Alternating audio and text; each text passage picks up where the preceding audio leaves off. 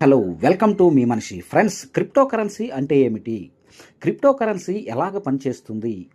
అంటే crypto currency అంటే computer నెట్వర్క్‌లో పనిచేయటానికి రూపొందించబడిన డిజిటల్ కరెన్సీ అని అర్థం.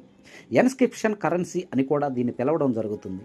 క్రిప్టో కరెన్సీలు ప్రభుత్వము లేదా బ్యాంకు వంటి కేంద్ర అధికారంపై ఆధారపడి ఉండవు. క్రిప్టో కరెన్సీలు బ్లాక్ చైన్ టెక్నాలజీపై ఆధారపడి ఉంటాయి.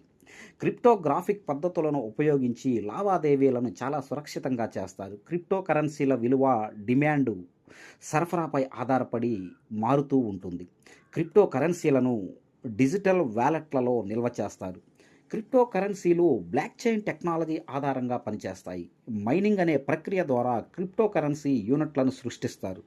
వినియోగదారులు బ్రోకర్ల నుండి కరెన్సీలు కొనుగోలు చేయవచ్చు, ఆపై వాటిని క్రిప్టోగ్రాఫిక్ వ్యాలెట్లను ఉపయోగించి నిల్వ చేయడం లేదా ఖర్చు చేయటం కూడా జరుగుతుంది.